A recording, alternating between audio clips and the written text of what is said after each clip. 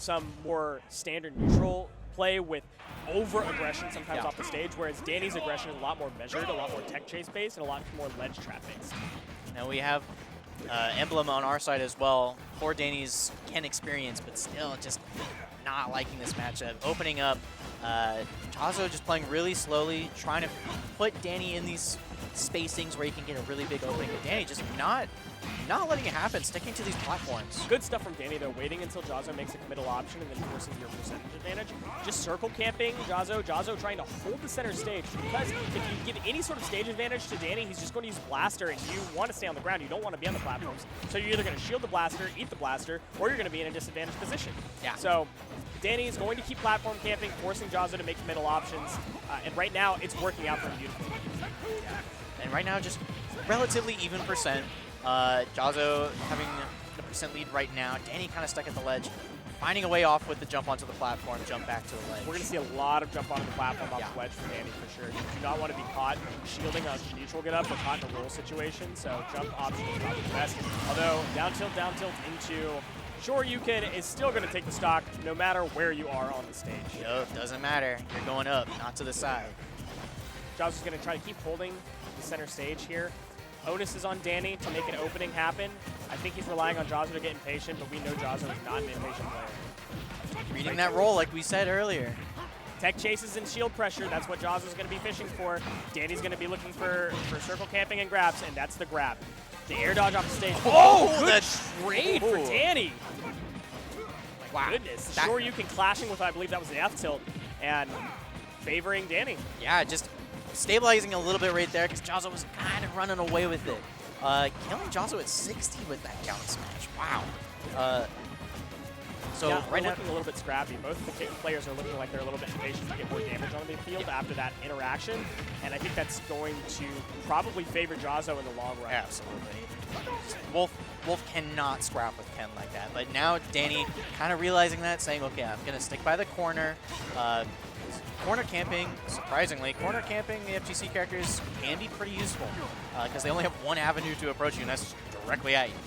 Dany just holding strong with Diamond Fist on that shield pressure coming out, but Jahzz has Dany off stage, on the ledge, trying to hold the stage position, force Dany to make some sort of aerial committal option, or just continue to pressure the shield. Shield poking with the down tilt and the Shoryuken is going to be a nice kill confirmed, though, and that's what we are talking about. Just Jahzz just really just putting Dany right in the corner, just suffocating him until he has to air dodge in and gets hit by the down tilt Shoryu. Cannot be caught shielding against Jahzz's Ken. As we talked about getting into this set, if you let the shield pressure commence, you are either going to have your shield broken by roundhouse kick, or you're going to get shield poked. So you either have to choose with the leg or the shield, or eat the disadvantage. And right now, Jahzz full stock up, and I think that might just take it. Yep.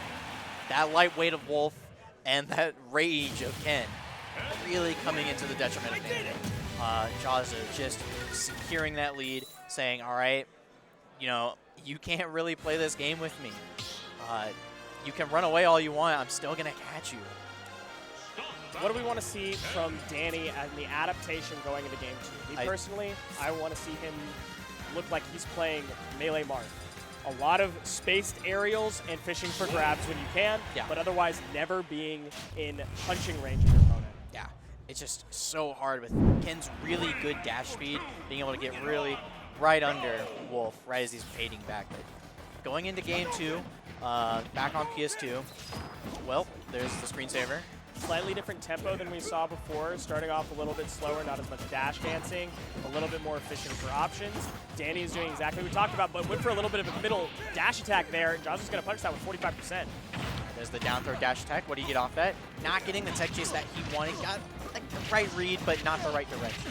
Great stuff from Dany, though. Got that grab, followed it into a tech chase, and used those aerials. Not falling for the DI mix as well. That's really good. Fantastic stuff. Both players going toe for toe, using both of their game plans honestly perfectly, and just trying to find their openings before their opponent can find theirs. Yep. I like Dany's mix-up. Whenever he gets down tilt, instead of rolling away, he's going to start jumping, but it doesn't matter right there when the Shoryu is a guaranteed kill. Dany's got a little bit more pressure on him. Spacing out with aerials, I think, is still a good option. Aggressive aerials, yes, but still spaced, and finding a grab when you can. Jahzz's shield is getting ultra low, but you can't go for any sort of shield pressure options because Jahzz has better ways to deal with that. Yeah.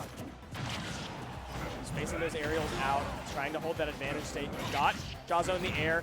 Yes, great stuff. Oh, but launching the focus attack to put Jahzz in advantage.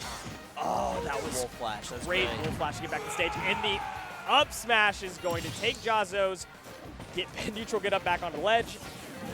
And we've got an even game, but 95% on Dany. Can he even it up? And the double dash attack, the platform not getting the up air that he wanted, but still getting the pressure. More pressure continuing with the damage racking to 62. You're looking for a grab if you're Dany, or spacing out F-tilts and aerials, but the shield pressure is so big. That shield is tiny. Jahzz was fishing for a grab there, but Dany was quicker to the draw. Not getting that forward air back air right there. Just fading away a little too far, missing the focus attack, getting the grab back throw. All right, you got Jahzz in the corner. You need to make this count. But Jahzz just slipping by with that focus attack. Dash attack and up tilt, keeping Jahzz on the back foot. These aerials are not going to beat focus attack. Dany has to have a different answer. But back throw is going to put Jahzz on the back foot. Off stage, what's the ledge trap? All right. Not getting the up air. Jahzz slipping in with the air dodge. Just both characters at kill percent. Both are going to find something, but Dany just struggling to get that straight hit. Cannot roll against Ken, but that spot dodge was coming in clutch. F-tilt to get Jahzz off stage. Ledge trap situation. Jahzz rolls. Dany looked like he read it, but unfortunately Jahzz got his footing back on the stage, and the roundhouse kick is going to take the stock. Jahzz is 197% with 2 stocks on the board. Dany's got a fresh 1 stock. Uses the dash attack, evens it back up. 1 stock to 1 stock, 0%. Game 2. All right, this is closer than it was game 1, so Dany really has to make these key interactions count. We got the grab, we got the up air, now Jahzz has to land. All right, lands on the platform, away, just reset. Dany's okay with resetting. It's better than fishing for an aerial and putting himself in disadvantage. Fishing for that grab like we talked about, looking for those aerials, just wait for the fall, absolutely. Reset that neutral. Don't be afraid to reset neutral if you're Wolf. That's a better spot for you if you can keep the stage. Oh, but Jahzz is not going to let you do that. Good on Dany to tech that. It's a really hard tech, actually, to tech that down smash. Might get jab blocked by that Hadouken, but... Oh, no. Oh, 72%. Oh, is that going to be a kill? The Shoryuken's going to take it off the top at 70%. And Wolf is not the heaviest weighted character, let me tell you. Just, like I was saying in the Dany set earlier, it's really easy for Wolf to rack up that damage, but having to find that straight hit against Ken with focus attack is just so hard. You can't use back air the same way that you want to. You can't kill with throws. You can't kill with throws, but you can rack up damage with throws. And Dany was doing a lot more of that. We saw a great adaptation from Dany that set to the point where it came down to last stock, last hit. I think all we need is for Dany to continue to recognize when he's overcommitting for options that put him in disadvantage and just keep fishing for good options like this. Yeah. Starting out with 68% right now. Jahzz answering back with the up tilt, but not getting it quite what he wanted out of it. Dany resetting, going back to the circle camping.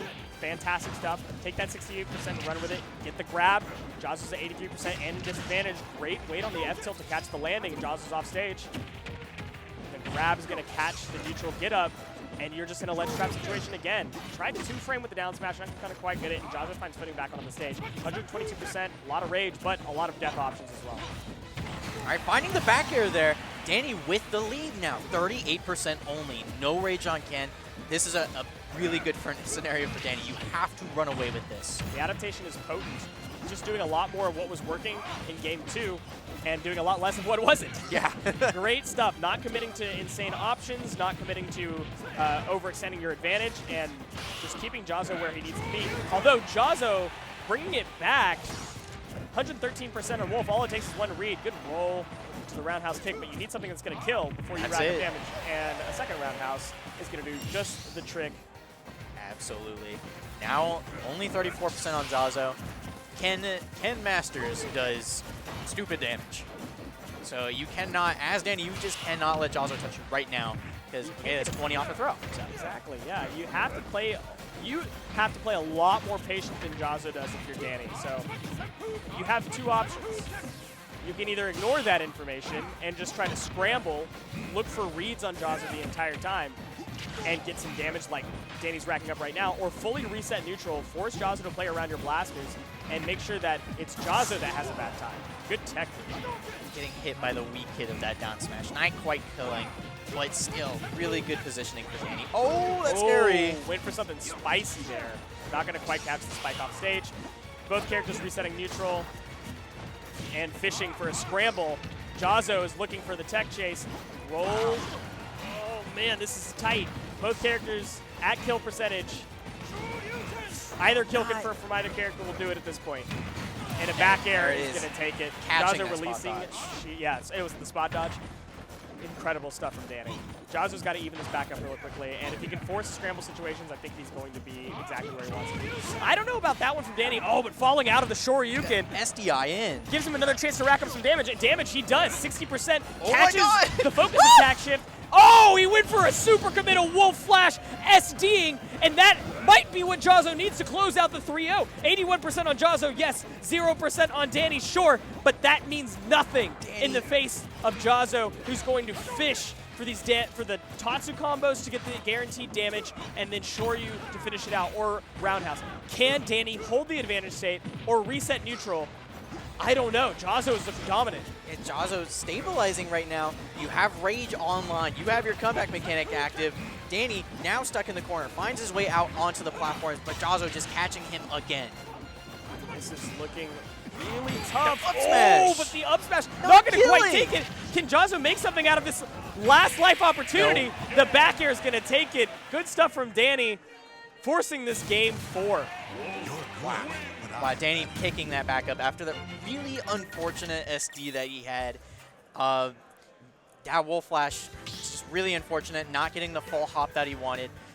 Trying to just end it all right there, but picking it back up, staying alive in this loser's bracket.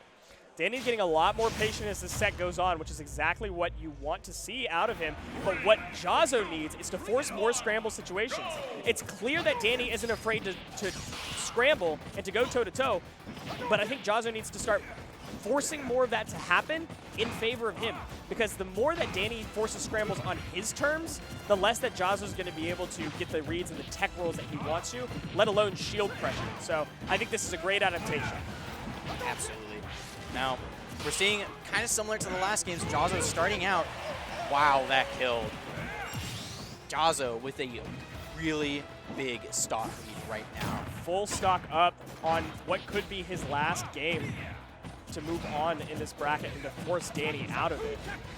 What is Dany's response going to be? Just holding at ledge here, trying to find his way back to center, but Jahzzo patient as ever.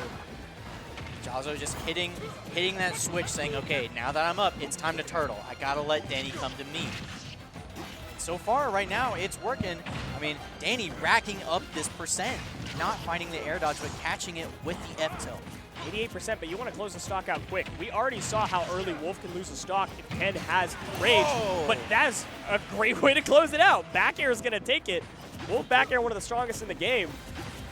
Jahzzo probably wants to close out the stock as soon as possible. If you let Dany find an opening back into this game, or any sort of advantage, we see how he runs with it. Look at these tech chases. Oh my god, Dany just building this percent back up again. Saying, okay, I can make this deficit work. And he has, but the raw Shoryu. Oh.